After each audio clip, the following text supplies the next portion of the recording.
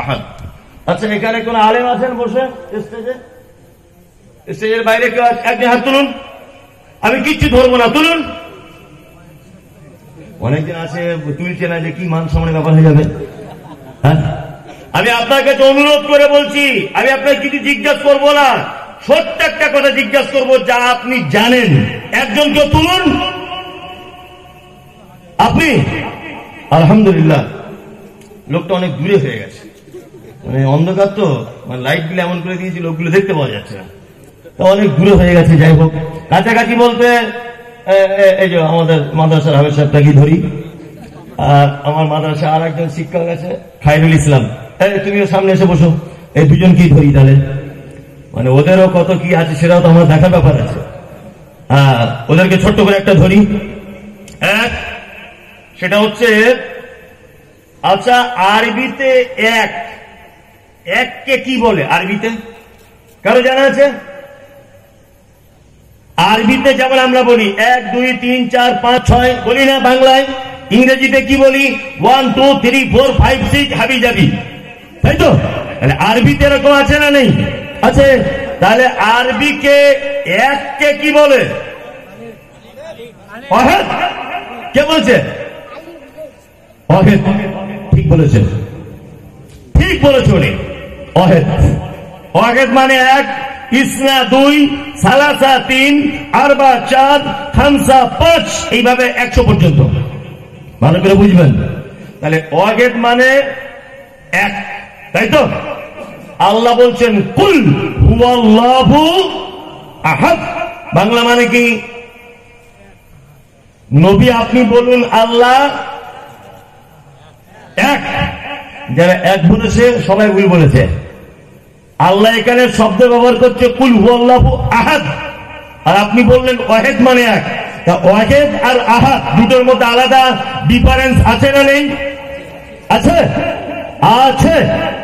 আপনাকে এইবার আমি বলি, ওয়াহিদ মানেও এক, আহাদ মানেও এক, দুটো একের ডিফারেন্সটা আপনাকে করে দিই। কোরআনের মানে খুব ভেবে চিন্তে করবেন, দেখবেন কোরআনে এটা লেখা আছে, বাংলা কোরআনে, কুল হুয়াল্লাহু আহাদ, হে নবী আপনি বলুন আল্লাহ এক, জিনা। এই ব্যাখ্যা নয়, এখানে ব্যাখ্যা করতে হবে, হে নবী আপনি বলুন আল্লাহ একক। কি একক? ওয়াহিদ মানে এক। এটা কেমন এক? আমার দিকে ফিরুন, বাচ্চা ছেলের মতো বোঝাচ্ছি। আমি বাংলাতে এখানে এক লিখলাম, একের পরে একটা শূন্য দিলাম, হলো কত? জোরে বলুন, 10।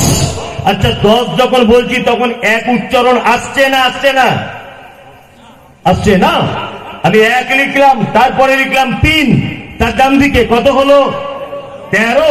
তা 13 যখন বলছি একের আর কোন অস্তিত্ব থাকছে কি থাকছে না? থাকছে না।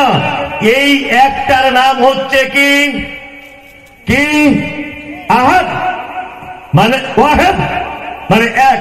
ওয়াহিদ এমন এক, এক যে এক কখনো কখনো নিজের অস্তিত্ব হারিয়ে ফেলে, কিন্তু আহাদ এমন এক, এক যে নিজের এককের উপরে অটুট।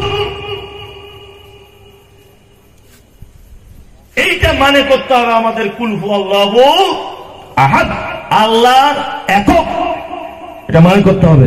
আল্লাহ এক বলবেন না, একক। একক মানে কিয়ামত পর্যন্ত যেটা কখনো ভেঙে আর দুই হওয়া সম্ভব না, নেই।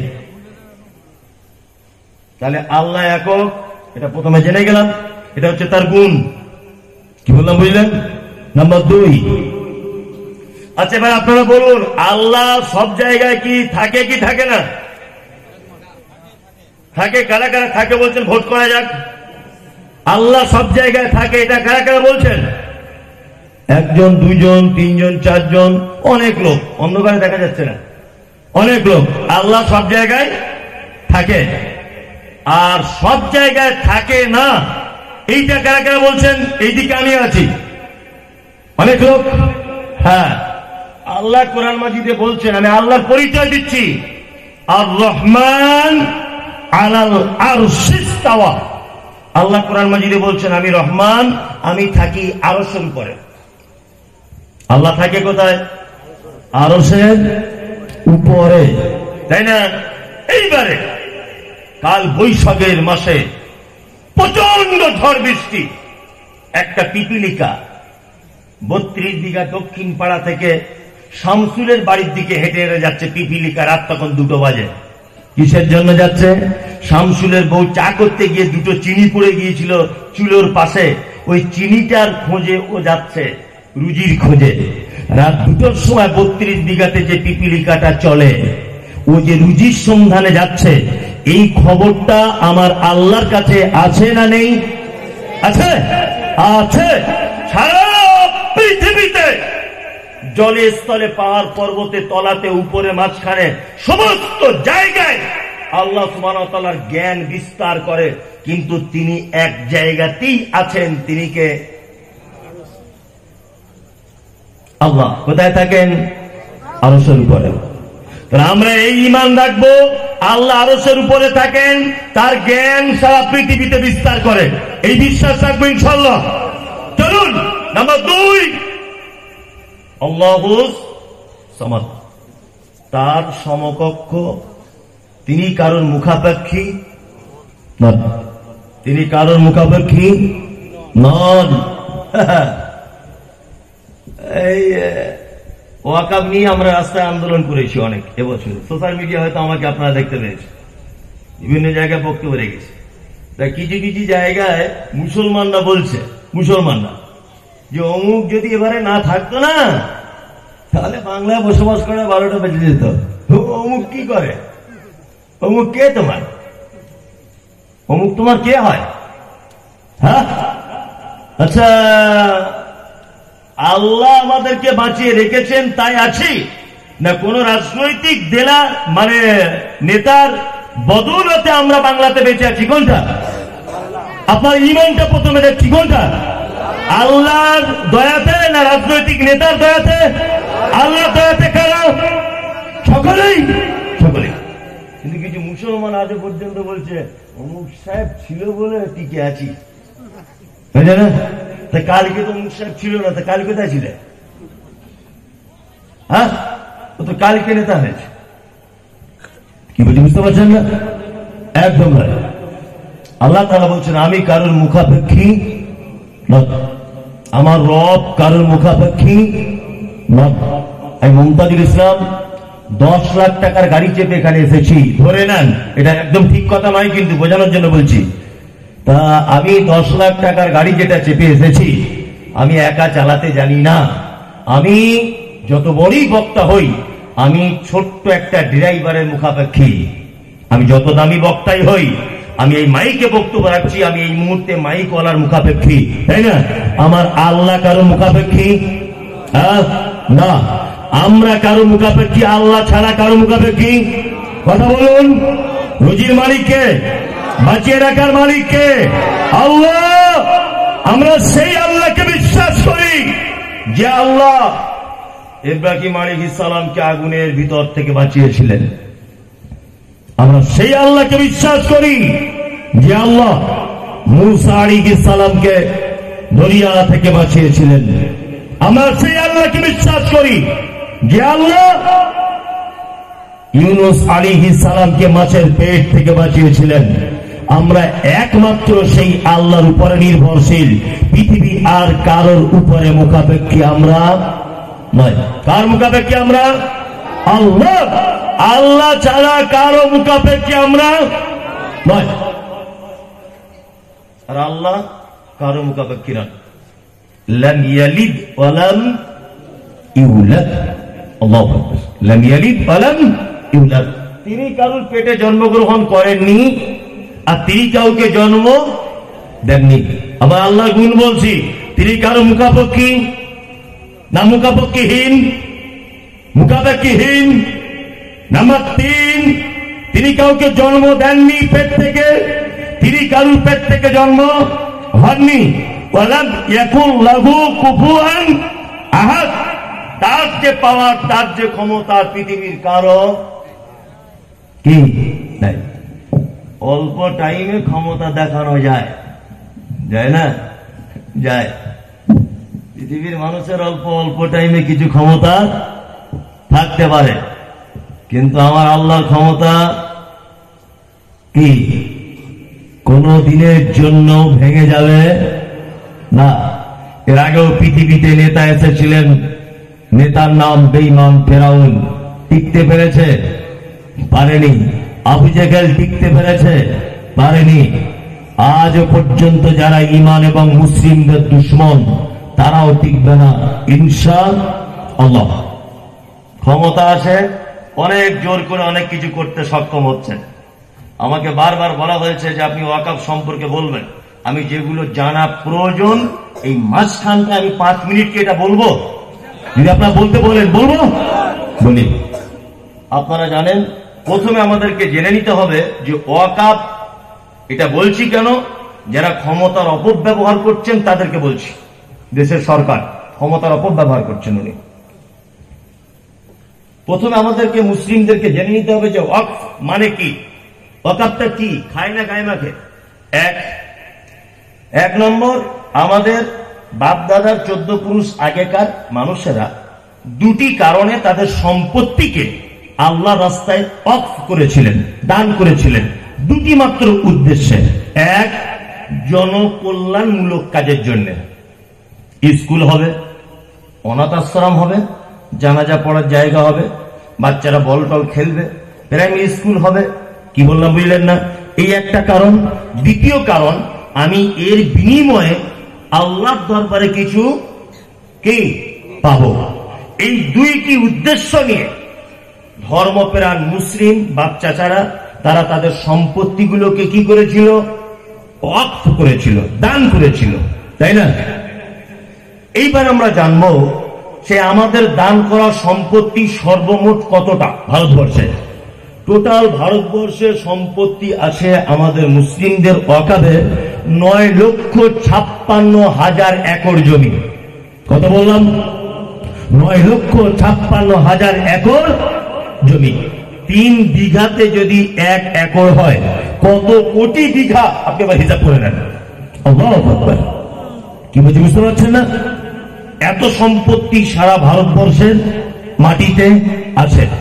এবার আমাদেরকে জানতে হবে যে এই সম্পত্তিটা এতদিন কিভাবে ছিল। এতদিন আপনারা জানেন 1947 সালে 15ই আগস্টে এই দেশ ব্রিটিশদের কালো হাত থেকে স্বাধীনতা লাভ করেছিল। আপনারা জানেন 1947-এর পরে 1971 সালে, ভালো করে বুঝবেন ইতিহাসটা, 1971 সালে কংগ্রেসের পিরিয়ডে সর্বপ্রথম ওয়াকফের বিল পাস করা হয় যে ওয়াকফ সম্পত্তিটা এটা এলোমেলো করে না রেখে একটা বোর্ড দ্বারাতে পরিচালনা করা হোক। 1971 সাল থেকে 2024 সাল পর্যন্ত সেই কংগ্রেসের আনা আইন জারি ছিল। ওই জন্য ওয়াকফের সম্পত্তিটা বোর্ড দ্বারাতে পরিচালনা করা হচ্ছিল। আপনারা জানেন আপনাদের মসজিদের ইমাম ভাতা পায় না, মুয়াজ্জিন ভাতা আটকে গেছে, কবরস্থানের ওয়াকফের এই সমস্ত সমস্যার জন্য আমরা যেতাম কোথায়? কলকাতার ওয়াকফ বোর্ডে, তাই তো? কিন্তু বর্তমানে এই সম্পত্তি আমাদের হাত থেকে যে চলে গেল, এবার আমাদের ক্ষতিটা কোথায়? ক্ষতিটা আমাদের এই যে এটার বোর্ডের দ্বারাতে নিয়ন্ত্রিত হবে না। আপনার মসজিদের ইমাম নির্বাচন করবেন এখন কে? না শুভেন্দু অধিকারী। আপনার আব্বা মারা গেছে, কবরস্থানে কতটা দাফন করার জন্য গর্ত খুঁড়তে হবে, এটা করবে কে? না দিলীপ ঘোষের মতো একজন। ভালো করে বুঝবেন। আর আপনার আব্বার কবরস্থানে কবর দেওয়া হবে, কাপড়ের কাপড়টা সাদা চলবে না, কালারিং হবে না, লাল হবে। এই ডিসিশন করবে কে? ডিএম, অর্থাৎ ডিস্ট্রিক্ট ম্যাজিস্ট্রেট। তিনি এই ডিসিশন নেবেন। এখন আর বোর্ড দ্বারা তো ওয়াকফের সম্পত্তি পরিচালনা হবে না। এবারে যা হবে এই বিজেপি নামক আরএসএস দ্বারা পরিচালিত কিছু রাজনৈতিক অসাধু নেতাদের দ্বারাতে আমাদের সম্পত্তিটা পরিচালনা করা হবে। কি বুঝতে পারছেন? রাগ করবেন না, এগুলো জানা দরকার আছে। আপনাদেরকে আর একটুখানি বলে দিই যে সারা ভারতবর্ষে অনেক মানুষের অনেক সম্পত্তি আছে, আছে না নেই? হিন্দু ভাইদের দেবত্ব সম্পত্তি আছে, আছে না? অনেক কোম্পানিদের জমি আছে, আছে না? ওই সব জমির দিকে কারণ নজর গেল না, নজর এসেছে কাদের দিকে? আমাদের সম্পত্তির দিকে। 1947 সাল থেকে 2014 সাল পর্যন্ত 13 নম্বর প্রধানমন্ত্রী ছিলেন মনমোহন সিং সিরিয়ালের দিক দিয়ে। এই 13 নম্বর প্রধানমন্ত্রী পর্যন্ত ওয়াকফ সম্পত্তির বিল পরিবর্তন করতে হবে, সংশোধন করতে হবে, এই চিন্তা ভাবনা কারো মাথাতে আসেনি। 14 নম্বরের যিনি প্রধানমন্ত্রী নির্বাচন হয়েছেন নরেন্দ্র মোদী বাবু, তিনি এই বিল কি করেছেন? পরিবর্তন করার নামে সম্পত্তিগুলো আত্মসাৎ করার চেষ্টা করেছেন, আর করেও ফেলেছেন। তাই আমাদের সম্পত্তির উপরে এত লোভ কিসের? আমি একটা গল্প বলি মাঝে সাঝে। জঙ্গলে দেখবেন বাঘ আছে, সিংহ আছে, হাতি আছে, ঘোড়া আছে, গরু আছে, ভেড়া আছে, ছাগল আছে, সবাই জঙ্গলে বসবাস করে। আচ্ছা বলুন তো, বাঘ কার গোস্ত খেতে বেশি পছন্দ করে? হরিণের। ও গরুর গোস্ত খায় কিন্তু খেতে চায় না, যে ওর টেস্ট নেই। হরিণেরটা খুব টেস্টফুল। ভারতবর্ষে সবার সম্পত্তি আছে, নরেন্দ্র মোদীর চোখ গেল না। আমাদের সম্পত্তিতে এত চোখ গেল কেন? তার মানে আমাদের সম্পত্তিতে যে মাল আছে অন্য কোন সম্পত্তিতে ওই মাল আর পাওয়া যাবে না। তার একটা জ্বলন্ত প্রমাণ, সারা ভারতবর্ষের এমন একটি জায়গা নেই যে জায়গাটা টিকিট কেটে দেখতে হয়। কিন্তু ভারতবর্ষের অনেক ঐতিহ্যবাহী জায়গা, যে জায়গাগুলো টিকিট কেটে দেখতে হয়। তাজমহল টিকিট কেটে দেখতে হয় না। কে বানিয়েছে? শাহজাহান। কে ছিল? মুসলিম। শাহজাহান। প্রত্যেক বছরে প্রায় 133 কোটি টাকা, 133,000 কোটি টাকা শুধু টিকিট বিক্রি হয়। 133 কোটি টাকা শুধু টিকিট বিক্রি হয় তাজমহলের। এটা একটা বড় মুনাফার জায়গা, তাই না? লালকেল্লা কে বানিয়েছে? আমরা বানিয়েছিলাম লালকেল্লা। তাজমহল আমরা। দিল্লি জামে মসজিদ কারা? আমরা তৈরি করেছিলাম। ওই আপনার মুর্শিদাবাদে হাজারদুয়ারি কারা তৈরি করেছিল? আমরা তৈরি করেছিলাম। সারা ভারতবর্ষের ইতিহাস যদি আপনি দেখেন, 1000 বছর এই দেশ আমরা শাসন করেছি। সারা ভারতবর্ষের যত ঐতিহ্যবাহী সম্পদ কাদের? আমাদের। আমাদের। যারা আজকে দাড়িওয়ালা টুপিওয়ালা দেখলে বলে সন্ত্রাসী, দাড়িওয়ালা টুপিওয়ালা দেখলে বলে এরা গুন্ডা মোস্তান, এরা ভিন্ন দেশি, আপনার হয়তো ইতিহাস জানা নেই। এই ভারতবর্ষের স্বাধীনতা আন্দোলনে সর্বপ্রথম এই দাড়িওয়ালা টুপিওয়ালারা রক্ত দিয়েছে। আমাদেরকে বলা হচ্ছে সন্ত্রাসী। একটা একটা করে সমস্ত সম্পদ কেড়ে নেওয়া হচ্ছে, হচ্ছে না?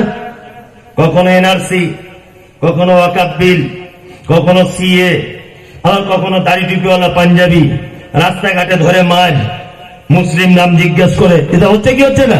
হচ্ছে। আমরা সন্ত্রাসী। আল্লাহু আকবার। আমাদের ধর্মগুরুর নাম মুহাম্মদ সাল্লাল্লাহু আলাইহি ওয়াসাল্লাম।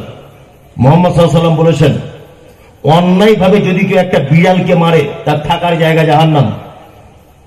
আর একটা বেশ্যা মহিলা যদি কুকুরকে পানি পান করিয়ে দেয় থাকার জায়গা জান্নাত। আরে যে ধর্মের ধর্মগুরুর বাণী, বিড়াল মারলে জাহান্নাম, কুকুরকে পানি পান করালে জান্নাত, সেই ধর্মের দাড়ি টুপিওয়ালা মানুষরা সন্ত্রাস হতে পারে? পারে? পারে না। আমাদেরকে ভুল বোঝানো হচ্ছে। কি বললাম বুঝতে পারছেন? আপনারা দোয়া করুন, আর কি বলবো, কিছু করার নেই। ক্ষমতা আছে তো, তবে ক্ষমতা বেশি দিন টেকে না, কারণ আমরা পার্শ্ববর্তী দেশ থেকে শিক্ষা গ্রহণ করেছি। শেখ হাসিনাকে দেখে খুব ক্ষমতার বাড়াবাড়ি করছিল। কি বললাম বুঝলেন না? আল্লাহর মার এমন হয়েছে, রাতারাত্রি হেলিকপ্টার নিয়ে পালিয়ে গেছে কোথায়। কি বলছি বুঝতে পারছেন না? ফাতারাব্বাসু হাত্তা ইয়াতি আল্লাহু বিআমরিহি আল্লাহু লা ইয়াহদিল কওমাল ফাসিকিন। আল্লাহ তাআলা বলছেন অপেক্ষা করো আমার আযাব আসা পর্যন্ত। আমরা অপেক্ষা করছি, নীরবে সহ্য করছি। আল্লাহর পক্ষ থেকে ফয়সালা কি হবেই ইনশাআল্লাহ। ইনশাআল্লাহ ফয়সালা হবে ইনশাআল্লাহ। ক্ষমতার বেশি দিন বড়াই চলে কি না, একদম বেশি দিন বড়াই চলে না। আল্লাহ তাআলা বলছেন ওয়ালাম ইয়াকুল লাহু কুফুয়ান আহাদ, সমস্ত ক্ষমতার মালিক আমি, আমার সমকক্ষ আর কেউ কি নেই। ইসলাম নিয়ে যারা ছিনিবিনি খেলে, ইমানদারদের সঙ্গে যারা লড়াই করে, পৃথিবীর ইতিহাসে কেউ টিকতে পেরেছে? ফিলিস্তিনের মাটিতে আপনারা দেখতে পাচ্ছেন মুসলিমদেরকে মারা হচ্ছে, ইসরায়েলে দাবানল চলছে, দেখতে পাচ্ছেন। একদম দোয়া করবেন একজন যেন বেঁচে না থাকে, দোয়া করবেন আল্লাহর আযাবে যেন গ্রেফতার হয় না, দোয়া করবেন। আল্লাহ, এতক্ষণ পর্যন্ত আমি আমার রবের পরিচয় দিলাম। এবার আর একটা বিষয় নিয়ে কথা বলবো বলেছি, সেটা কি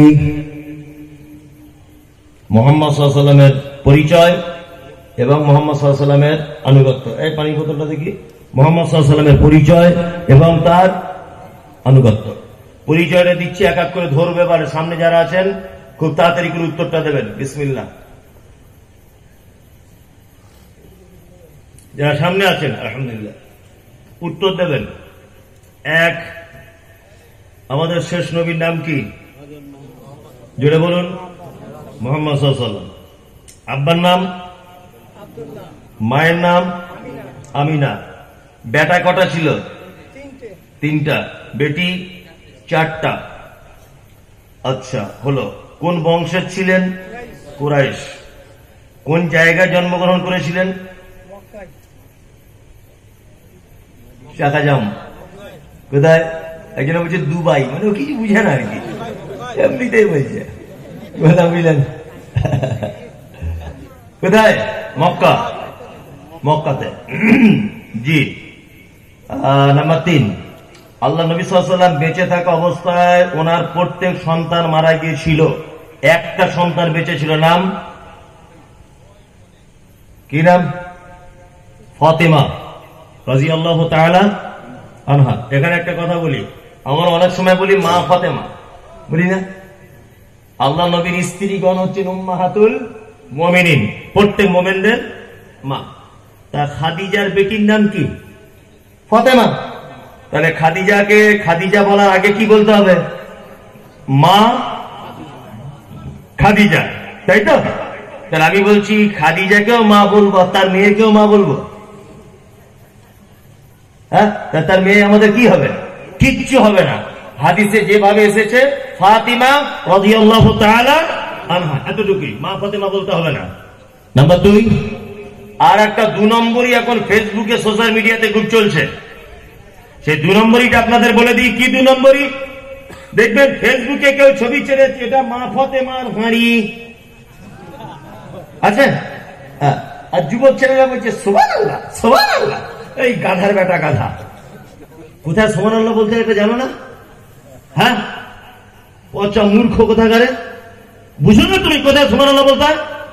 ওটা যে মা ফাতেমার হাঁড়ি যে ছেড়েছে, ওর কোন বাপের ক্যামেরাতে ধরা পড়েছে? এটা তখন ক্যামেরা আবিষ্কার হয়েছিল। হ্যাঁ, একটা ছেঁড়া পাঞ্জাবি দিয়ে বলছে এটা আল্লাহর নবীর জুব্বা, নবীজি ব্যবহার করতেন। আরে তো গরু বুঝে না, বলছে সুবহানাল্লাহ। কোথায় সুবহানাল্লাহ বলতে এটা জানো না? হ্যাঁ, সব মিথ্যা কথা, সব। আর সামনেও তো জায়গা নেই। গরমের দিনে বেশি চেপে, আর দাঁড়িয়ে যারা আছেন একটু কষ্ট করুন, প্রায় হয়ে এসেছে, বুঝলেন না? একটু দাঁড়িয়েই থাকুন না, আর কি হবে? ওদের পায়ে জোর আছে, ওরা আলাদা নেকি পাবে হয়তো, বুঝলেন না? যারা বসে আছে তাদের থেকে নেকি একটু বেশি পাবে। হ্যাঁ, আপনার দাঁড়িয়েই থাকুন ভাই। এদিকে ফেরবেন। আমার বলার বাবা দরকার কি যে ভাই আগিয়ে আসুন, সবাই তো ব্যাপার বুঝতে পারছে, তাই বলতে যাবো কেন? যাই হোক, যে কথা বলছিলাম সেটা হচ্ছে এই যে একটা বেটি আল্লাহ নবী সাল্লাল্লাহু আলাইহি ওয়াসাল্লাম মারা যাবার 6 মাস পরে মারা গিয়েছে, তার নাম ফাতিমা রাদিয়াল্লাহু তাআলা আনহা। আল্লাহ রাসূল সাল্লাল্লাহু আলাইহি ওয়াসাল্লামের পরিচয়টা সামান্যতম জানা গেল। এবার আমি আর একটা জিনিস আপনাদেরকে বলবো। বর্তমানে মোবাইলে দেখতে পাওয়া যায় কিছু লোকের দাবি আমরা আহলে কোরআন হাদিস মানি না। কিছু লোক বলছে না যে আমরা কোরআন মানি হাদিস মানি না। আল্লাহু আকবার। একটা কথা বলে দিচ্ছি, ভালো করে শুনে রেখে দেন। বর্তমানে সোশ্যাল মিডিয়া দেখতে পাওয়া যাচ্ছে কিছু লোকের দাবি আমরা কোরআন মানবো হাদিস মানবো না, শুধু কোরআনটাই আমাদের জন্য যথেষ্ট। তারা বলছে আমি মমতাজুল ইসলাম, আমি এলাকার সব থেকে ধনী লোক এবং সব থেকে শিক্ষিত লোক। ভালো করে বুঝবেন, আমার বাড়ি কাজ করে এই ছেলেটা, একই ছেলে বলা যাবে না, আমার মাদ্রাসা শিক্ষক, এই হুজুরটা আর কি, ও আমার বাড়িতে কাজ করে ধরে নেন। এখন ওকে আমি পাঠাচ্ছি আমার আর একটা শিক্ষক জাবেদ হোসেন রিয়াজি, ওনার নাম, ওর বাড়িতে আমি পাঠাচ্ছি।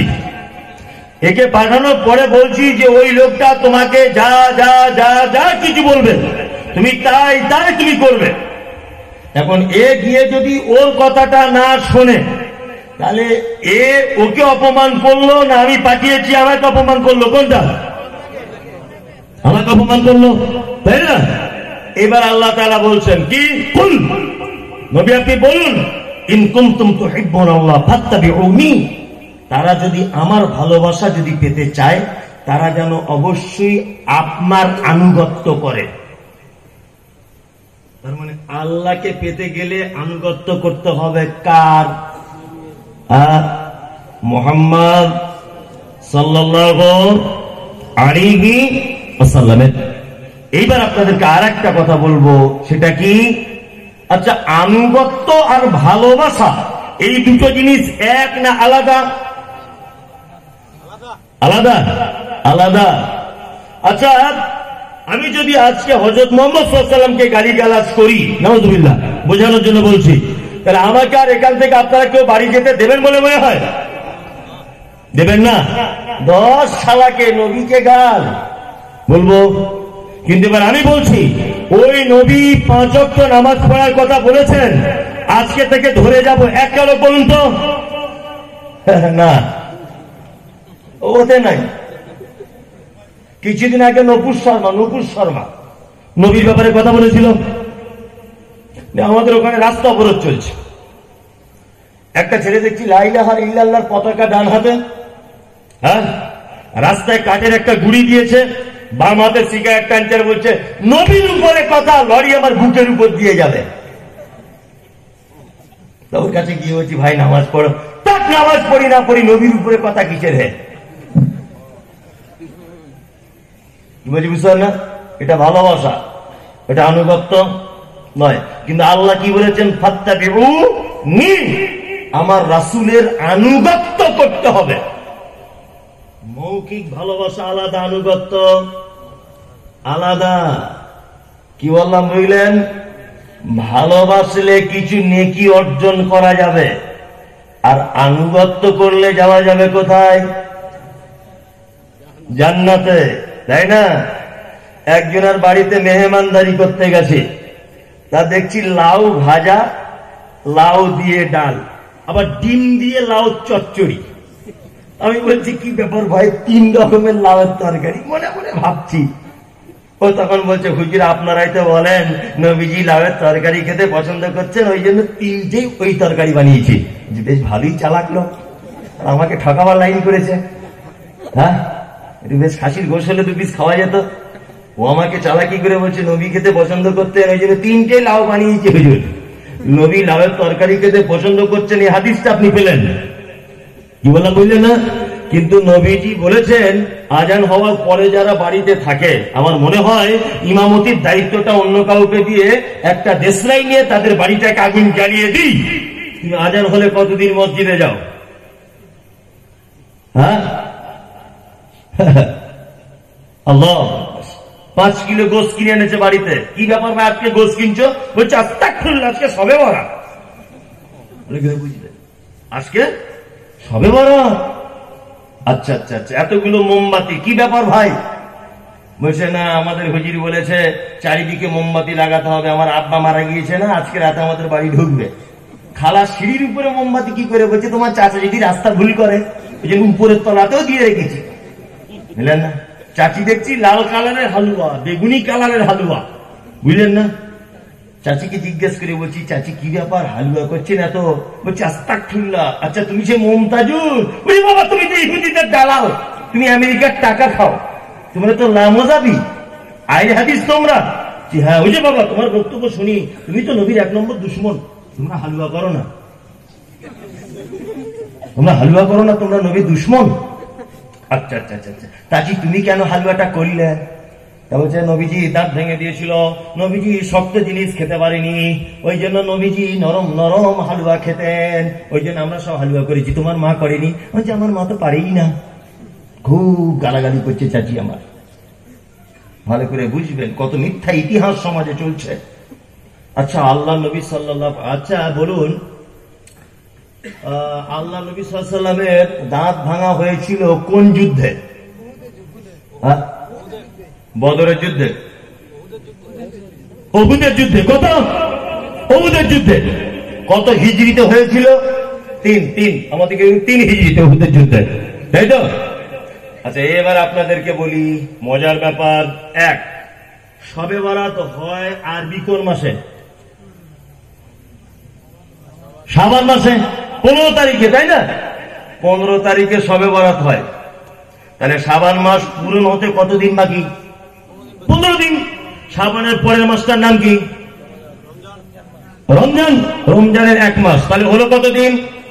1 মাস 15 দিন। রমজানের পরের মাসটার নাম কি? শাওয়াল। শাওয়ালের 1 তারিখ, 2 তারিখ, 3 তারিখ, 4 তারিখ, 5 তারিখ, 6 তারিখ, 7 তারিখে গিয়ে উহুদের ময়দানে আল্লাহ নবী সাল্লাল্লাহু আলাইহি ওয়াসাল্লামের তীরের আঘাতে দাঁত ভেঙেছে। তার মানে শাবান মাসের 15 তারিখে চাচি হালুয়া করছে নবীর দাঁত ভেঙেছিল বলে। তা 15 তারিখে ভেঙেছে না তার 1 মাস 22 দিন পরে ভেঙেছে? হ্যাঁ, আল্লাহর নবী দাঁত ভাঙার 1 মাস 22 দিন আগে শবে বরাতের চাচি হালুয়া করেছে, মানে পাক্কা শয়তান, এ নবী দুশমন। তার মানে ও চায় নবীর দাঁত ভাঙুক। কি বলছি বুঝতে পারছেন না?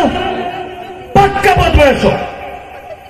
আমার ছেলে আমাকে বলছে আব্বা তোমার আর মায়ের বিয়ের বরযাত্রী গিয়েছিলাম মনে আছে? এটা কোনোদিন হতে পারে রে?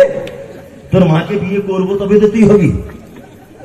হ্যাঁ বলছে তোমার আর মায়ের যেদিন বিয়ে হয় সেদিন বরযাত্রী গিয়েছিলাম তোমাদের, মনে পড়ে তোমাদের আব্বু আম্মা? তোমার মনে পড়ে? তোর মাকে বিয়ে করবো, তোর মায়ের কাছে থাকবো, তুই 9 মাস পেটে থাকবি, তুই হবি, তারপরে তো তুই বিয়ের বরযাত্রী খাওয়ার উপযুক্ত। আমার বেটার কথার সাথে যেমন বাস্তবতার কোন মিল নেই, শবে বরাতের সঙ্গে ইসলামের কোন মিল নেই, হালুয়ার সাথে ইসলামের কোন মিল নেই। এখনো তো মুহাম্মদ সাল্লাল্লাহু আলাইহি ওয়াসাল্লামের দাঁত ভাঙেনি, দাঁত ভাঙতে 1 মাস 22 দিন বাকি। 1 মাস 22 দিন আগে হালুয়া করেছে, মানে পাক্কা শয়তানে, পাক্কা বদমাশ। এ নবীকে ভালোবাসে কিন্তু নবীর আনুগত্য কি করে না? নবীর আনুগত্য করে না।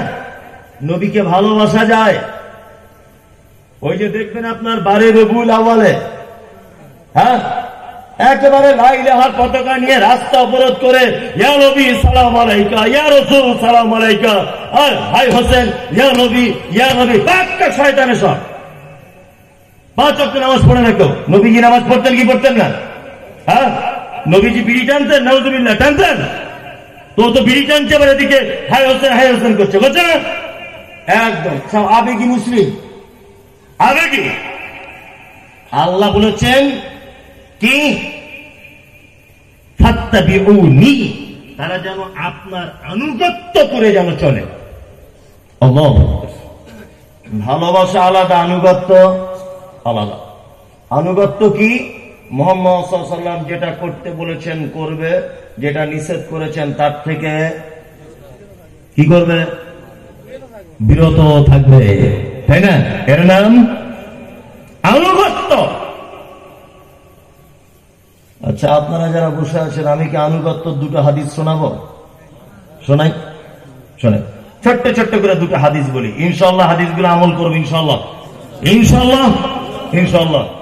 এক, আল্লাহ নবী সাল্লাল্লাহু আলাইহি ওয়াসাল্লাম বলছেন, রাদ্দুস সালাম হাক্কুল মুসলিম আলাল মুসলিমি খামসুন রাদ্দুস সালাম। এই এক মুসলমান আর এক মুসলমানের জন্য 5টা জিনিসের হক রাখে। এক, এক অপরকে দেখলে সালাম দিবে। ইনশাআল্লাহ আমরা সালাম দেব, এটা আনুগত্য হবে ইনশাআল্লাহ। সবাই সবাইকে দেখে সালাম দেবো। হ্যাঁ, শুধু বউকে দেওয়া যাবে না, বাকি সবাইকে দেবেন। বউকে সালাম দেন কেউ? না, ও কলে পানি উঠবে না। যদি বলছেন আপনি দেন, কি আর বলবো, ওটা পরে বলবো আর কি, মনে হয় না। হ্যাঁ, সালাম দেবেন সবাইকে, তাই না? আমার স্কুল মাদ্রাসাতে বাংলা মাস্টার আছে একটা, ওর নাম বারিক, বারিক নাকি নাম সাবির, যাই হোক। ওকে আমি বলছে তুমি নতুন বিয়ে করেছো, বউকে সালাম দাও। তো বলছে হুজুর না সালাম দিই না। বলছি দিবে মাঝে সাঝে, সালাম খুব ভালো জিনিস। তখন বলছে হুজুর ঠিক আছে আপনি যখন বলছেন তাহলে দিব। এক সপ্তাহ পরে জলসা টলসা করে সকালে মাদ্রাসায় গিয়ে বলছে তুমি তোমার স্ত্রীকে সালাম দিয়েছিলে? বলছে হুজুর সালাম দিয়ে খুব বিপদ হয়ে গেছে। কেন? বলছে আমার বউকে সালাম দিয়েছি, আমার বউ বলছে তুমি কি আমাকে চিনতে পারছো না, আমার সালাম দিচ্ছ, তুমি কি আমায় চিনতে পারছো না? তার মানে ওর ধারণা যে অপরিচিত লোক হলে সালাম দিতে হয়, পরিচিত লোক হলে সালাম দিতে নেই। চলুন, good morning, good evening, good afternoon, হাবি যাবি, এইসব আপনার বেটা যদি বলে 4 আনা নেকি হবে, এমন কোন পদ্ধতি নেই। কিন্তু আপনার বেটাকে বলে দিতে হবে, তোমার চাচাকে দেখা হলে বলবে আসসালামু আলাইকুম। আল্লাহ তাআলা পবিত্র আল কোরআনের ভিতরে বলছেন, ইয়া আইয়ুহাল্লাযীনা আমানু লা তাদখুলুল বুয়ুতা গায়রা বুয়ুতিকুম। এই তোমরা যারা ঈমান নিয়ে এসেছো শোনো, নিজের বাড়িতে হোক অপরের বাড়িতে হোক, যখনই তোমরা প্রবেশ করবে কি বলতে হবে? আসসালামু আলাইকুম। যদি বলছেন মৌলভী সাহেব অপরের বাড়িতে ঢোকার নিয়ম কি, জেনে যান। দরজায় প্রথমে আসসালামু আলাইকুম, উত্তর এলো না। আসসালামু আলাইকুম, উত্তর এলো না। আসসালামু আলাইকুম, উত্তর এলো না। আল্লাহ নবী সাল্লাল্লাহু আলাইহি ওয়াসাল্লাম বলছেন ফায়ারজু ফিল বাইত, তুমি তোমার বাড়ি ফেরত চলে যাও, এটা তোমার জন্য কল্যাণ। আপনি আব্দুল্লাহর বাড়িতে গেলেন জুম্মার দিন, কোন একটা কারণে দরজা খুলে ঢুকার আগে বলতে হবে আসসালামু আলাইকুম, আসসালামু আলাইকুম, আসসালামু আলাইকুম। আল্লাহ নবী সাল্লাল্লাহু আলাইহি ওয়াসাল্লাম বলছেন 3 বার বলার পরে যদি উত্তর না আসে, তোর ঘরে দরজা খুলে ঢুকতে যেও না, তুমি তোমার বাড়িতে ফেরত যাও, এটাই তোমার জন্য কল্যাণ। কে বললাম বুঝলেন? আর নিজের বাড়ি ঢোকার আসসালামু আলাইকুম, আসসালামু আলাইকুম, আসসালামু আলাইকুম, উত্তর নেই, তখন বলতে হবে মাসকুরার মা, ওই লাইলার মা কি করছো, হে শুনতে পাচ্ছ না, দরজাটা খোলো। যদি বলছেন মৌলভী সাহেব নিজের বাড়িতে ঢুকতে গেলেও সালাম দিতে হবে, জি হ্যাঁ। আপনার বেটি আছে বাড়িতে, বেটিটার বয়স 16 বছর, ওর শরীরের আকৃতি পরিবর্তন হয়ে গেছে, আপনি বুঝে নেন পুরুষ মানুষ। আপনি বাড়িতে ছিলেন না, ও আর ওর মা দুজনা সাবান মাখছিল বারান্দায় বসে বসে ঠান্ডার দিনে, বা তেল মাখছিল। মেয়েটা ছোট একটা প্যান্ট পরে আছে, হালকা একটা ব্লাউজ টাইপের ছোট কিছু পরে আছে। মা আর বেটি তো বাড়িতে কেউ নাই, দুজনা আছে। মা ওর হাতে পায়ে নখ কেটে দিচ্ছে, মাথা চুল আঁচড়ে দিচ্ছে, যেটা আমাদের পাড়া গ্রামে হয়। এই সময় এই অবস্থায় যদি আপনি বাড়িতে ঢুকে যান, আচ্ছা বলুন তো আপনার বেটি আপনাকে দেখে লজ্জা পাবে কি পাবে না? পাবে। ওই জন্য আল্লাহ নবী আল্লাহ বলছে তুমি তোমার বাড়িতে ঢোকার আগেও আসসালামু আলাইকুম।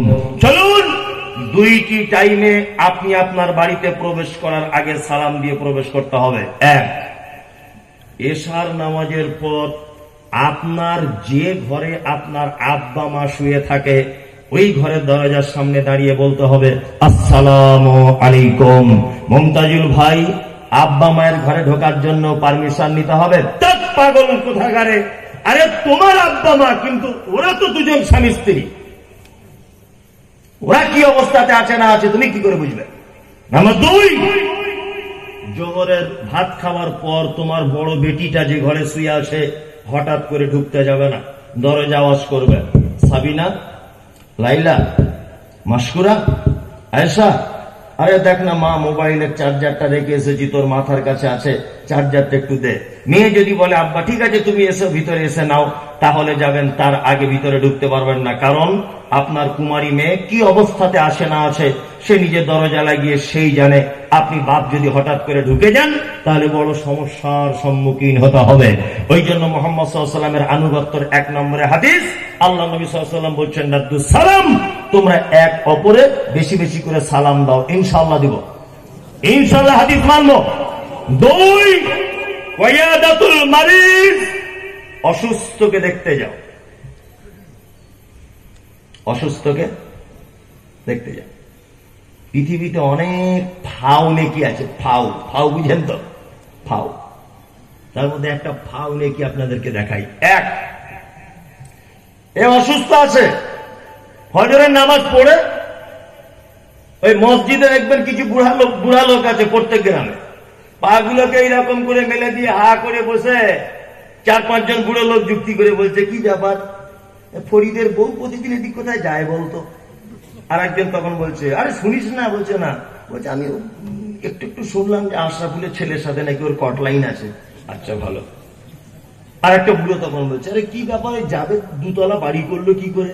আর একজন বুড়ো তখন বলছে আরে 2 তলা বাড়ি করবে না, ও সেই হায়দ্রাবাদে সোনার কাজ করতে গিয়েছিল না, 40 লাখ টাকা ঝেড়ে নিয়ে এসছে। এই বুড়ো ওই ঝেড়ে নিয়ে এসছে, তুমি দেখতে গিয়েছিলে? বদমাশ কথা করে মসজিদের ভিতরে বসে এইসব আজে বাজে কথা।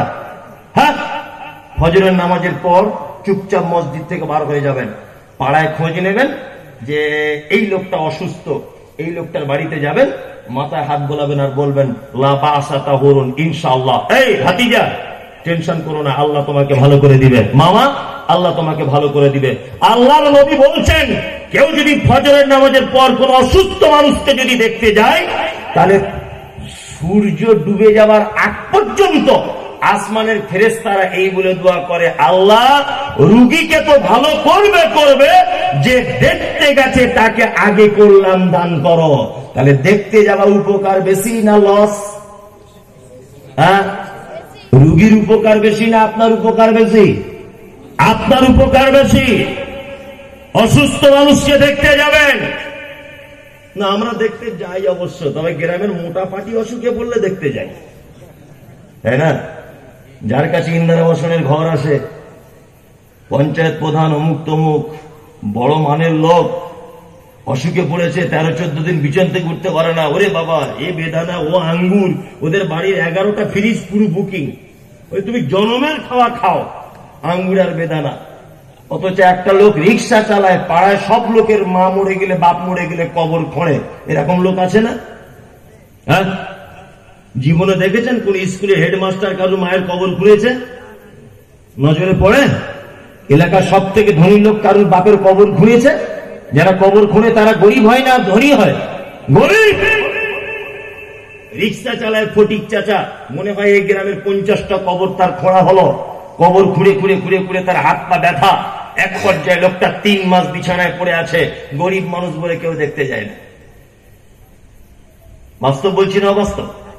গরিব মানুষ। আপনার মেয়ের বিয়ে তো দাওয়াতও পায় না, হ্যাঁ পায়? মমতাজুর এসেছে আপনার মেয়ের বিয়েতে, হুজুর হুজুর হুজুর, মানে আপনি কি লোক, আপনাকে আমার চিনতে বাকি নাই। আমি যেখানেই গাড়ি থেকে নামি, আজকেই নেমেছি, যেখানে গাড়ি থেকে চা খাওয়ার জন্য নেমেছি, গাড়ি থেকে সন্ধ্যাবেলা এখানে আসার আগে তা 2-3টে লোক, কোথা বাড়ি বলবো না, এখানে তার আছে হয়তো মারবে আমাকে, তা 2-3টে লোক আমাকে বলছে হুজুর চাটা আজকে আমি খাওয়াই। তাই আমি মনে মনে ভাবছি যে এত ভিখারি এখানে বসে আছে, একবার তাদেরকে বললি না, আমাকে কেন বলতে এলি? তার মানে ও জানে যে মমতাজুলকে যদি খাওয়ায় আর ওখানে জলসাইকে আমার নামটা বলে সাংঘাতিক অ্যাডভার্টাইজ হয়ে যাবে। কি বুঝতে পারছে না? কিন্তু ও তো ভিখারি, অ্যাডভার্টাইজ করতে পারবে না। জীবনে মুসাফিরকে মসজিদে খেতে দেয় না। আমি সামনে জুম্মাতে জুম্মা পড়াতে আসবো 32 বিঘাতে, আগে থেকে বলছে আমার বাড়ি কিন্তু দাওয়াত, নিজ জানে না হয় মমতাজুল ভাই আসছে আমার বাড়ি দাওয়াত। ও জীবনে অন্য মুসাফিরকে খাওয়ায় না, ও আমাকে খাওয়াবে, কারণ ও জানে এটা একটা অ্যাডভার্টাইজের জায়গা। একবার যদি সোশ্যাল মিডিয়া বলে দেয় তো আমি ফুলে কলা গাছ হয়ে যাবো, 32 বিঘার আশরাফুল আমাকে খাইয়েছে, সাংঘাতিক ব্যাপার। তোমাকে আমি চিনি না? হ্যাঁ, তোমার কি চরিত্র এটা আমার জানতে বাকি নেই? গরিব ধনী কোনো বৈষম্য নেই। অসুখে পড়েছে একজন সাধারণ মানুষ, আপনি তাকে দেখতে কি চলে যান, ইনশাআল্লাহ পাড়া প্রতিবেশীকে দেখতে যাবেন ইনশাআল্লাহ। নাম্বার 3, ওয়াইতিবাউজ জানাইজ। আল্লাহ নবী সাল্লাল্লাহু আলাইহি ওয়াসাল্লাম তিনি বলছেন, কেউ মারা গেলে তুমি তার জানাজা পড়তে যাও। 4, ওয়াইজাবাতুদ দাওয়াতি। কেউ দাওয়াত করলে গ্রহণ করো, ইনশাআল্লাহ করব ইনশাআল্লাহ। তবে যে কোনো দাওয়াত বাড়িতে যাবেন না, আপনার তো কোনো ব্রেক নাই। ব্রেক আছে? বলছে আমি 32 বুকের আহলে হাদিস। চাচা কোথায় যাচ্ছ? বলছে বলবেন না, সে বিয়াই মরে গিয়েছিল না, আজকে 40-এর খানা না গেল, আত্মীয় স্বজন তো রাগ করবে, কি করব। চাচা দেখছি দাড়ি খেয়াল করতে করতে বার হচ্ছে। চাচা কি ব্যাপার? কি করবো, মান সম্মান বাঁচাতে আসতেই হবে, কিছু করার নাই। কি বললাম বুঝলেন না? আহলে হাদিস পকেটে জান্নাতের সার্টিফিকেট নিয়ে ঘুরছে। হ্যাঁ, ও সবে বরাত করে না, তবে হালুয়া খেতে যায়, রুটি আর গোস্ত খেতে যায়। হ্যাঁ, ও মরে গেলে, নিজের বাপ মরে গেলে কিছু করে না, অন্যজনের বাপ মরে গেলে খেতে যায়। যায় কি যায় না? যায়। শুনুন একটা কথা বলি, সব দাওয়াত বাড়িতে যাবেন না। 1, যেখানে ধনী গরিবের বৈষম্য করে খেতে দেওয়া হয়, বুঝেন? প্যান্ডেল একটাই, মাঝখানে একটা কাপড় দেওয়া, এইদিকে ভিআইপি লোকদের খাওয়ার, আর এদিকে ফটিক, তবরে জালি, আশরাফুল, ওই আমাদের জলিল ভাই, ওই এরা সব এইদিকে বসেছে। বলছে তোরা শুধু গোস্ত আর টক ডাল তোরা মেরে চলে যা। আর এদের জন্য ফেরা রাইস, কুপ্তা, pulao, Mirinda, Thums Up, Coca Cola, ডিম সিদ্ধ, মানে খাবারের শেষ নাই। এই দাওয়াত বাড়িতে ইসলাম খাওয়ার পারমিশন দেয়নি। সবার জন্য দাওয়াত বাড়িকে এক খাদ্য। ইসলামে ধনী গরিবের কোন বৈষম্য কি নাই। চলুন, এমন একটা বাড়িতে আপনাকে বসতে দেওয়া হয়েছে যে বাড়িতে ছবি মূর্তি টাঙানো আছে, ওই বাড়িতে দাওয়াত খেতে পারবেন না। 4, এমন একটা দাওয়াত বাড়িতে আপনাকে বলা হয়েছে যে দাওয়াত বাড়িতে আপনি দেখছেন ঢোল তবলা গান বাজনা ডিজে বাজছে, বাদ্যযন্ত্র বাজছে, এই দাওয়াত বাড়িতে খাওয়া যাবে না। আর একটা দাওয়াত বাড়ি বলি, যে দাওয়াত বাড়িটা ইসলামের সঙ্গে কোনো সম্পর্ক নেই, এই কারণে আপনারা এই দাওয়াত বাড়ি থেকে দূরে থাকবেন। সেটা হচ্ছে খাতানা বা মুসলমানি যেটাকে বলে।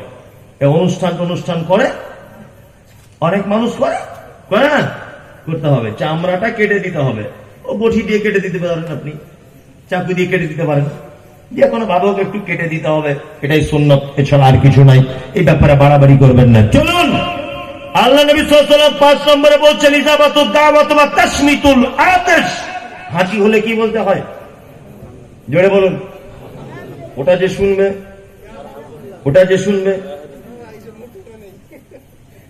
আজ জানা নেই, এই মুহূর্তে মনে নেই।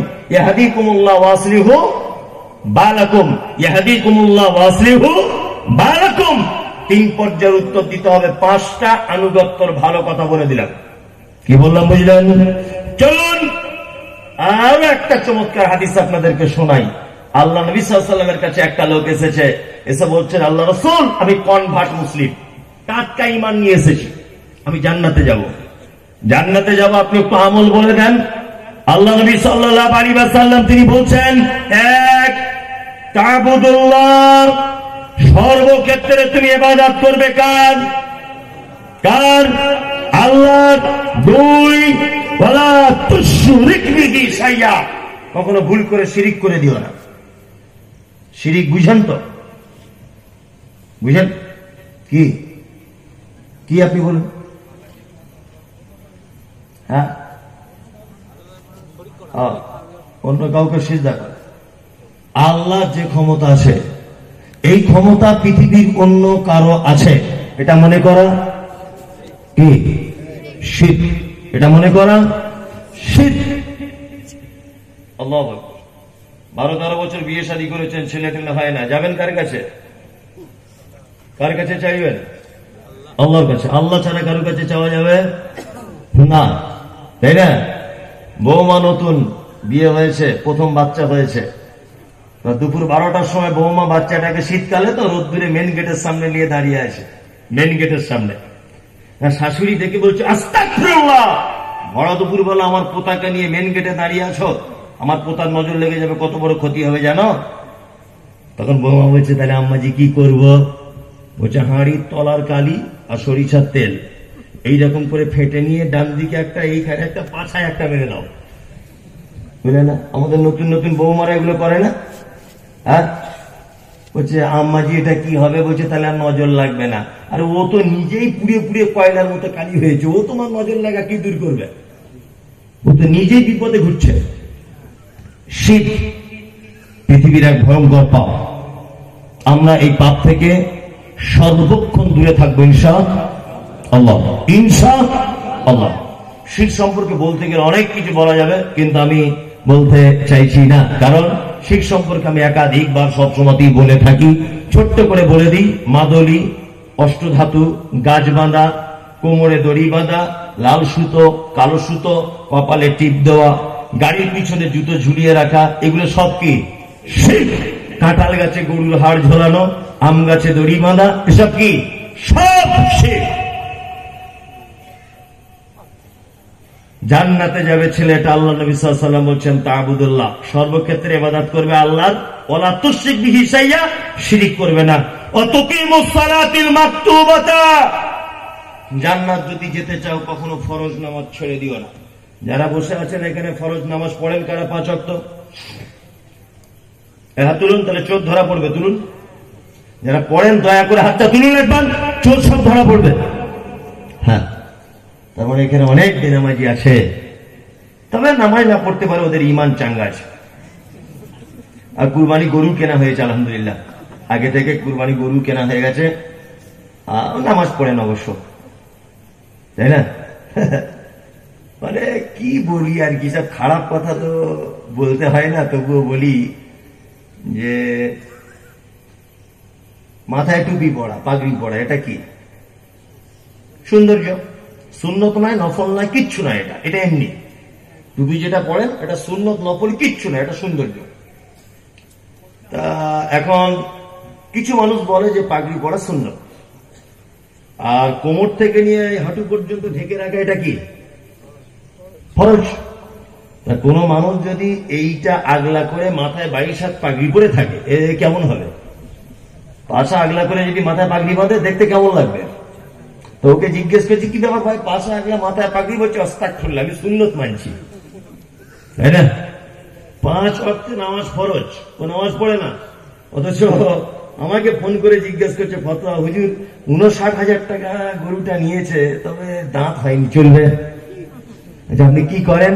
আমি নামাজ টামাজ পড়ি না। আপনার সব চলবে, অসুবিধা নেই, আপনার দাঁত হলেই কি আর না হলেই কি, আপনার কোনো সমস্যা নেই, আপনার চলবে। কারণ যে ফরজ পড়ে না তার নফল বা সুন্নত কোন ইবাদত কবুল করা হবে বলে মনে হয়? আপনি বলুন, মনে হয়? আল্লাহু আকবার। আল্লাহ কোরআনের শব্দ ব্যবহার করছে, দেখুন।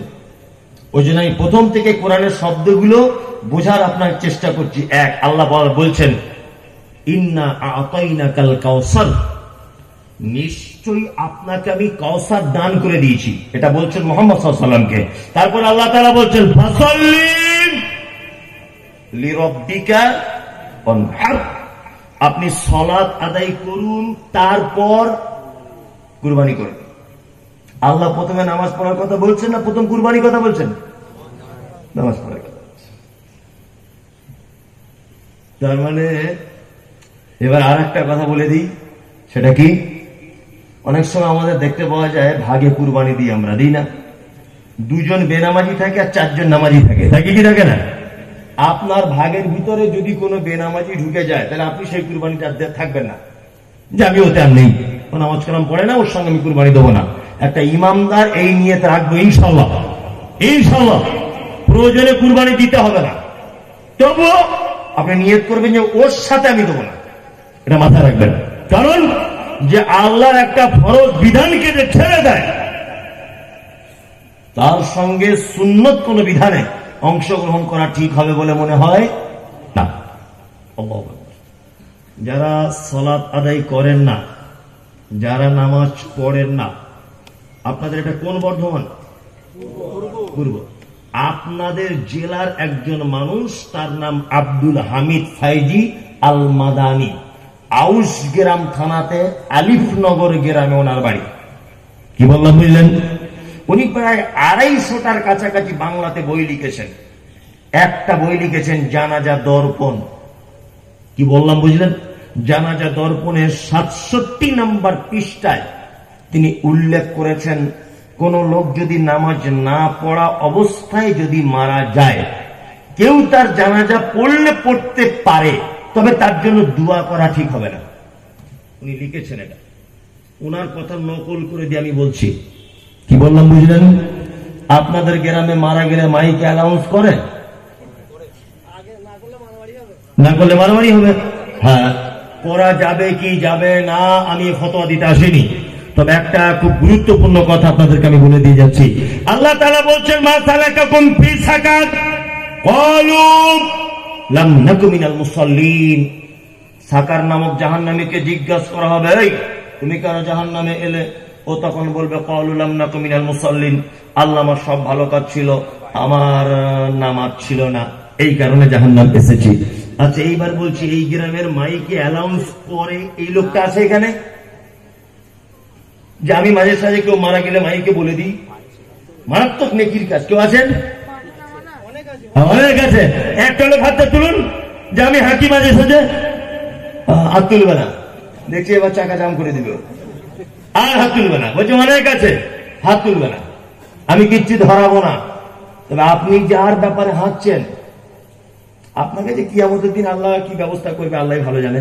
যদি বলছেন এত বড় কথা আপনি বলে দিলেন, আমার বলার পিছনে অনেক যুক্তি আছে। একটা মানুষের নামাজ ফরজ হয় কত বছরে? 10। কত বছর? 10। 10 বছর বয়সে লোকটা একদম 32 বিঘা মসজিদের পাশে বাড়ি। মুয়াজ্জিন আজান দেয়, কি বলে? হাইয়া আলাস সালাহ। আল্লাহর নবী মুয়াজ্জিনকে বলছেন, মুয়াজ্জিন তুমি নামাজের দিকে মানুষকে ডাকো। বিশ্ব নবী বলছেন, মুয়াজ্জিন রে তুমি যদি শুধু নামাজের কথা বলো, তাহলে তারা কেউ মসজিদে আসবে না।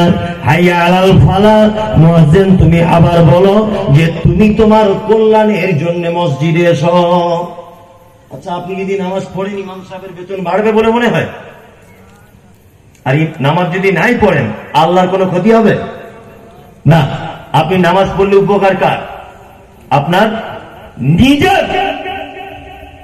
10 বছর বয়স থেকে মসজিদে আজান হচ্ছে, হাইয়া আলাস সালাত, হাইয়া আলাল ফালাহ। এই গ্রামের একটা লোক আছেন যে আমাদের গ্রামের মসজিদে এক ওয়াক্ত আজান হয়নি, এরকম দেখেছেন আপনারা? 5 মিনিট আজান দেরিতে হয়েছে। বর্ষাকালে কারেন্ট ছিল না, টাইম বুঝতে পারেনি, 10 মিনিট লেট হয়েছে, হয়নি, এরকম দিন নেই, আছে নাই? এইবারে বলছি আপনাকে, 10 বছরে ওর নামাজ ফরজ হলো, ও 60 বছরে মারা গেল, ফরজ অবস্থায় ছিল কত বছর? 50 বছর। 50 বছর মুয়াজ্জিন বলেছে, হাইয়া আলাস সালাম, মসজিদে এসো, হাইয়া আলাল ফালাহ, কল্যাণে এসো। 50 বছর মসজিদের মাইককে অপমান করেছে, নামাজ পড়তে আসেনি। 50 বছর মুয়াজ্জিনকে অপমান করেছে, নামাজ পড়তে আসেনি। 50 বছর ইমাম সাহেবকে অপমান করেছে, নামাজ পড়তে আসেনি। আর এর মতো একটা লোক মারা গেল, আর মসজিদের মাইকে বলছে আসসালামু আলাইকুম। রশিদ ভাই মারা গেছে, জানাজা হবে 12টা 20-তে আব্দুল্লাহদের আমবাগানে, সবাই উপস্থিত হবেন। ও কল্যাণ সাহেবের বেটা। 50 বছর যে লোকটা মসজিদের মাইককে অপমান করলো। মসজিদের মাইক কি আদা রসুনওয়ালাদের মাইক? কে তোমাকে অ্যানাউন্স করতে বললো ওই লোকটার ব্যাপারে? আইসক্রিমওয়ালাদের মাইক নাকি? 50 বছর ধরে মসজিদে আজানকে অপমান করলো, ও মসজিদে এলো না। 50 বছর একটা ফরজ ইবাদত ত্যাগ করে দিল, পড়লো না।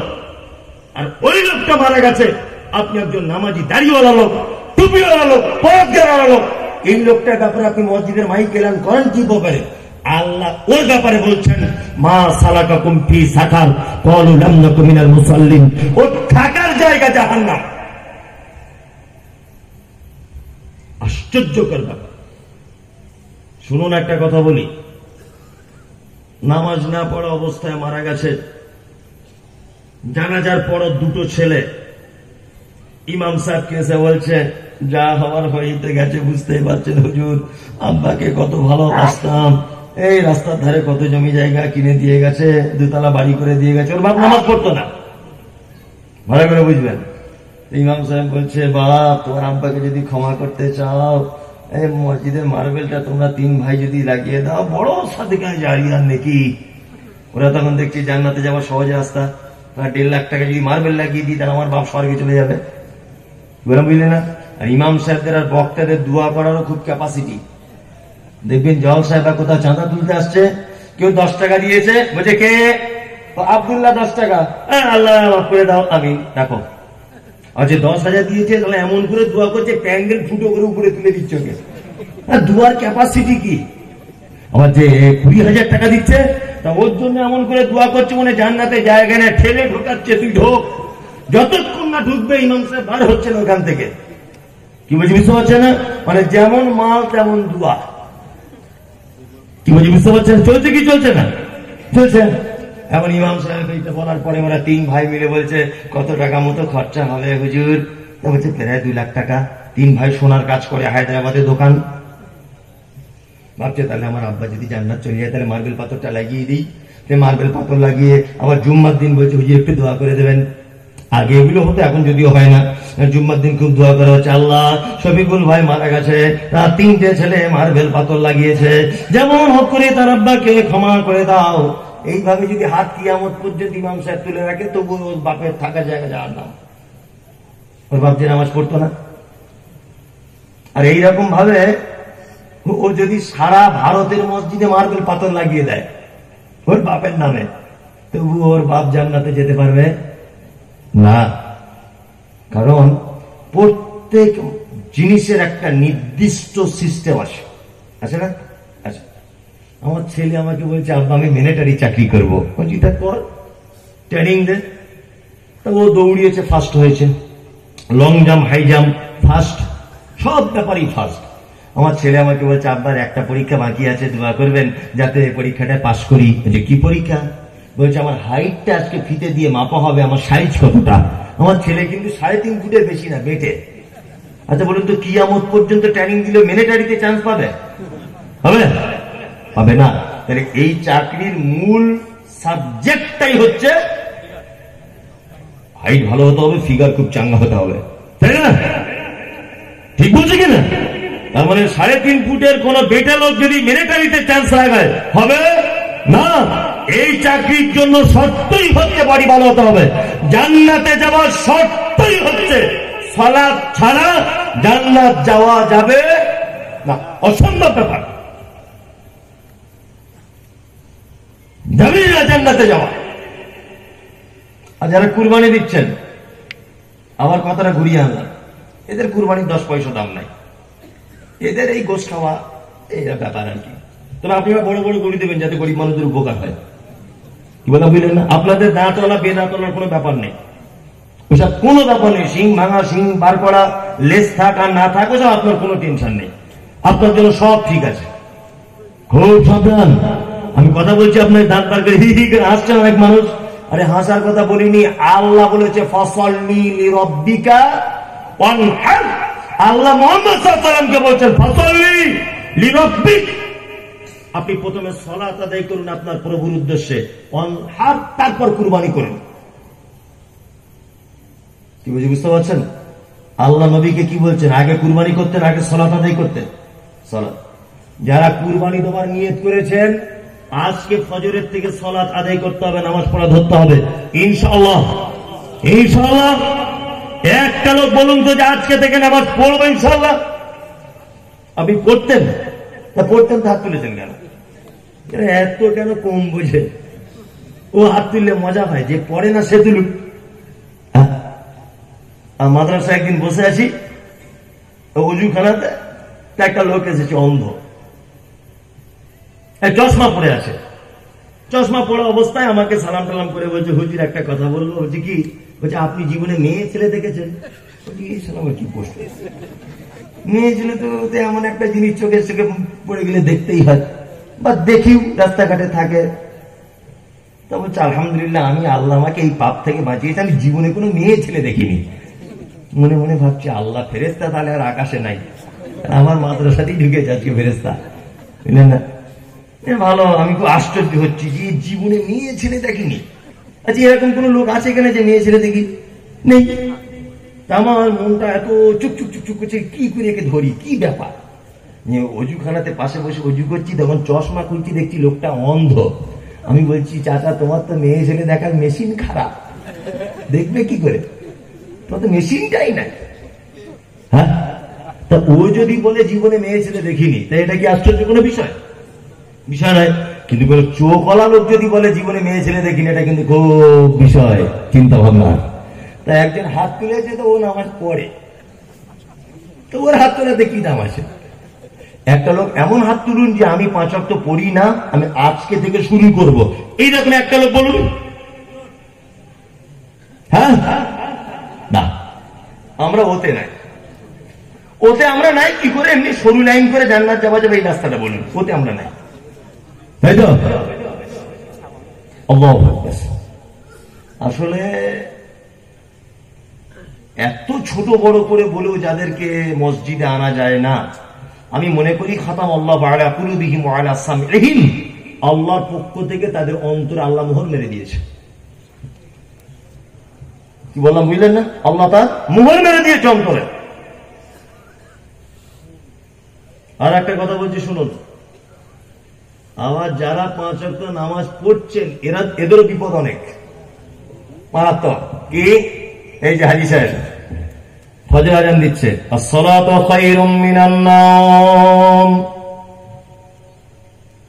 ও শাকিলার মা, তাড়াতাড়ি করে ওঠো, ফজরের জামাতে আমি যাব, আমার মিসওয়াকটা দাও। মিসওয়াকটা নিয়ে হাজী সাহেব মক্কা থেকে আনা টাটকা তাসবিহ করতে করতে মসজিদে চলে গেল।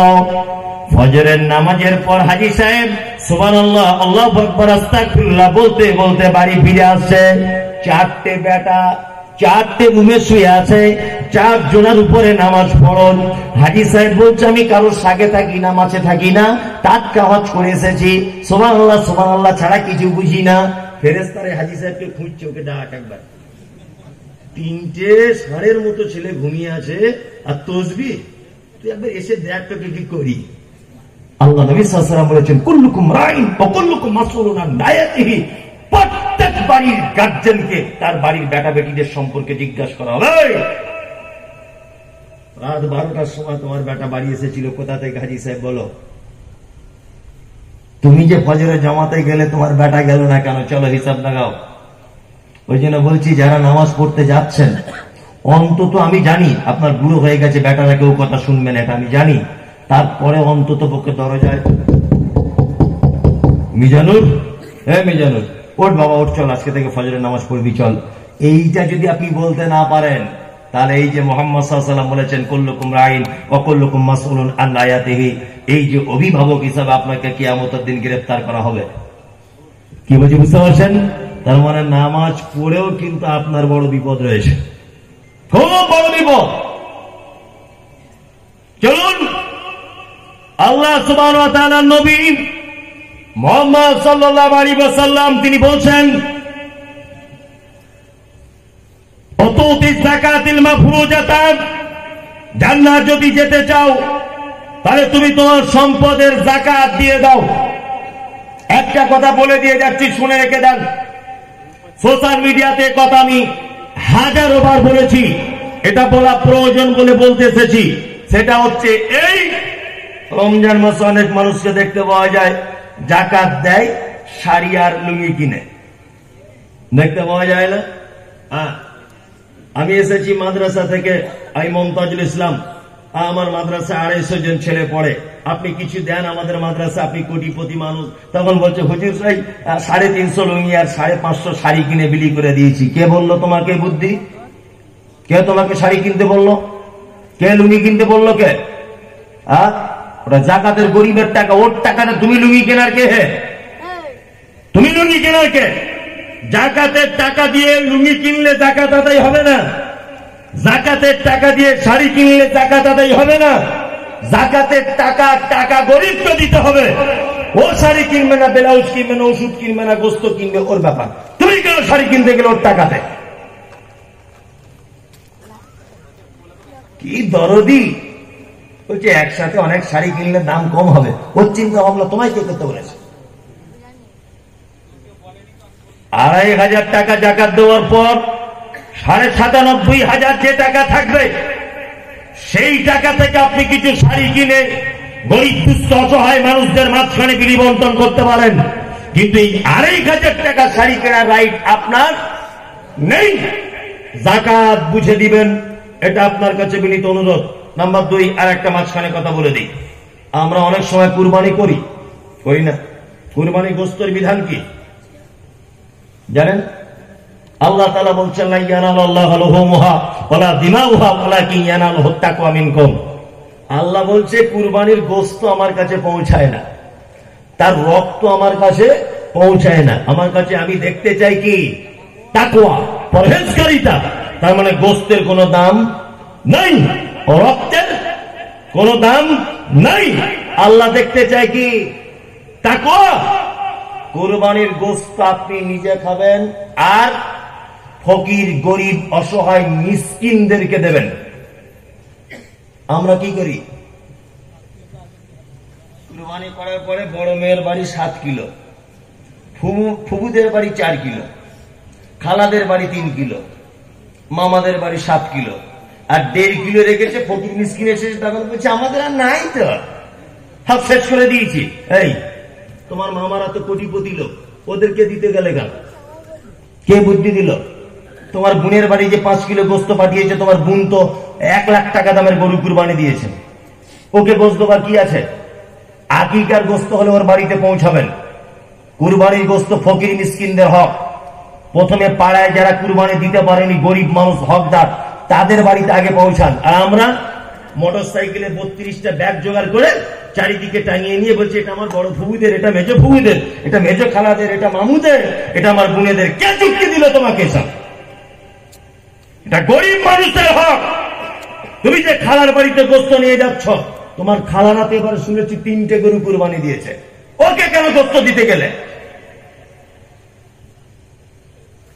সব আত্মীয় স্বজনকে বিলি করে দিলে, গরিব মানুষকে কি দিলে? হ্যাঁ, খুব সাবধান। জাকাতের নিসাবে চলে এলে জাকাত দিয়ে দিবেন ইনশাআল্লাহ। নাম্বার 5, আল্লাহ নবী সাল্লাল্লাহু আলাইহি ওয়াসাল্লাম বলছেন, তাহুজ্জাল বাইত, তোমরা মক্কা থেকে যাওয়ার আসার মতো টাকা যদি থাকে, তাহলে একবার হজ করে নাও। আল্লাহ রাসূল বলছেন, এই 5টা কাজ করলে তোমাদের কোথায় থাকার জায়গা? জান্নাত। কোথায়? জান্নাত। আল্লাহ রাসূলের আনুগত্যের কথা ভেবে আমরা এই 5টা কথা আনুগত্য করতে পারি, জান্নাত যাওয়া যাবে। 1, তা'বুদুল্লাহ, সর্বক্ষেত্রে গোলামি করতে হবে আল্লাহ। 2, ওয়ালা তুশরিক বিহি শাইআন, শিরিক করা চলবে না। ও তুকিমুস সালাতিল মাকতুবাতা, ফরজ নামাজ ছাড়া যাবে না। ও তুতিজ যাকাতিল মাফরুজাতা, যাকাতের নিসাবে এলে যাকাত দিয়ে দিতে হবে। 4, তাহুজ্জাল বাইত, মক্কা থেকে যাওয়া আসার টাকা একবার যদি থাকে, তাহলে কি করতে হবে? হজ করে নিতে হবে। কি বললাম বুঝলেন? অনেক কথা আলোচনা হলো। আমি গত বছরে বাবা 12টা 15 বাজে এখন, মানে আর নয়, 12টা পর্যন্তই জলসা, তাবলীগী জলসা, এই ঠিক আছে 12টা পর্যন্ত। আপনারা যারা বসে আছেন, আপনাদের উদ্দেশ্যে আমার কয়েকটা কথা, সেটা হচ্ছে এই, আল্লাহ নবী সাল্লাল্লাহু আলাইহি ওয়াসাল্লাম নয়, স্বয়ং আল্লাহ বলেছেন, ওয়াকালু সামি'না ওয়া আতা'না। ইমামদারদের চরিত্র, তারা শোনার সাথে সাথেই কি মেনে নিবে। বিক্ষিপ্ত ভাবে যে আলোচনাগুলো হয়েছে, আল্লাহ তুমি আমাদের সকলকে আমল করার তৌফিক দান কর। বলুন আমিন। আমিন বলুন আমিন। আর একটা দোয়া এই মুহূর্তে করছি, আল্লাহ আমাদের উপরে যে অত্যাচার চলছে অন্যায় ভাবে, এটা তুমি ছাড়া আর কেউ দেখতে পাচ্ছে না। সব থেকে উত্তম বিচার তুমি করতে পারো। তোমার বিচারে, তোমার পাকড়াও থেকে পৃথিবীর ফেরাউন পার পায়নি, নমরুদ পার পায়নি, আর আবু লাহাব কেউ পার পায়নি। আমরা আশা করছি বর্তমানে যারা আমাদের শত্রু, ইমানের শত্রু, মসজিদ মাদ্রাসার শত্রু, আল্লাহ ফাতারাব্বাসু হাত্তা ইয়াতি আল্লাহু বিআমরিহি, তোমার আযাব আসা পর্যন্ত আমরা তাদের উপর অপেক্ষা করছি। আল্লাহ তুমি তোমার আযাব দ্বারা তাদেরকে ধ্বংস করে দাও, বলুন আমিন। আমিন। আপনারা জানেন ইসরায়েলে দাবানল চলছে, দোয়া করবেন প্রত্যেক নামাজে, আল্লাহ ওদের দাবানলের একটা প্রাণী পর্যন্ত মানুষ রূপী তারা যেন বেঁচে না থাকে, আল্লাহর আযাবে যেন গ্রেফতার হয়ে যায়। কি বললাম বুঝতে পারছেন? অপেক্ষা করে সারা দেশের যা পরিস্থিতি, আপনাদেরকে আমি আর একটা কথা বলছি সাবধানতার জন্য, বিশেষ করে যারা মসজিদের দায়িত্ব আছেন, মসজিদে কোন নতুন মুসল্লি জুম্মার দিনে বা এমনি দিনে ঢুকলে অবশ্যই তার আই কার্ড, প্যান কার্ড, এই সমস্ত ডকুমেন্টস চেক করে তবে তাকে মসজিদে প্রবেশ করার অনুমতি দেবেন। কারণ আপনারা জানেন যে বনগাঁতে ঘটনা ঘটেছে, পাঞ্জাবি পরে, দাড়ি রেখে, টুপি পরে পাকিস্তানের পতাকা লাগাচ্ছিলেন এক স্টেশনে। পুলিশ তাকে অ্যারেস্ট করেছে মুসলিম ভেবে। পরবর্তীতে তার ডকুমেন্টস যাচাই করে পাওয়া গেল ছেলেটা আরএসএস এর একজন কর্মচারী এবং সে একজন অন্য ধর্মের মানুষ, মুসলিম নয়। এই জলসার ভিতরেও থাকতে পারে আরএসএস এর লোক, তারা দাড়ি টুপি পরে ঘুরছে, আপনি বুঝতে পারবেন না। কি বলছি বুঝতে পারছেন? ওই জন্য বলছি অপরিচিত কোন মুসাফির মসজিদে রাতের বেলা এই মুহূর্তে থাকতে দেবেন না। কি বললাম বুঝলেন? পরিচিত থাকতে দেবেন। যদি সে থাকতে চায় তোমার আই কার্ড দেখাও, তোমার আধার কার্ড দেখাও, বা তোমার পরিচিত কেউ আছে তার ডকুমেন্টসটা তুমি পেশ করো, মনে থাকে জানে। কি বললাম বুঝতে পারছেন? তাছাড়া ওই আপনার গ্রামে রাতের বেলা দুটো পাকিস্তানের পতাকা টাঙিয়ে দিয়ে চলে যাবে। কি বলছি বুঝতে পারছেন না? আপনার গ্রামের পাশ, গ্রামে একই গ্রামে বাস করেন, গ্রামে মসজিদ আছে, মন্দির আছে, একটু গরুর গোশত এনে হঠাৎ করে মন্দিরটায় ফেলে দিয়ে পালিয়ে যাবে, নিয়ে গ্রামে সাম্প্রদায়িক ঝামেলা বেঁধে যাবে। কি বলছি বুঝতে পারছেন? এইরকম খুব পরিকল্পনা চলছে। আমরা এদের ফাঁদে পা দেব না। কি বললাম বুঝলেন? আপনারা জানেন বাংলার কিছু নেতা তারা পাগল হয়ে গেছে। আমি তো মমতা ব্যানার্জি সরকারকে সোশ্যাল মিডিয়াতে বলেছি, সাংবাদিক সম্মেলনেও বলেছি যে অবিলম্বে যদি শুভেন্দু অধিকারীকে পাগলা গারদে না ভরে দেওয়া হয় তাহলে আর কিছুদিন পরে ও কাউকে কামড়েও নিতে পারে। ভয় লাগে ওকে দেখলে, কামড়ে নেবে কিনা। ইমার্জেন্সি আলাদা পাগলা গারদকে বলা দরকার আছে, কারণ এমন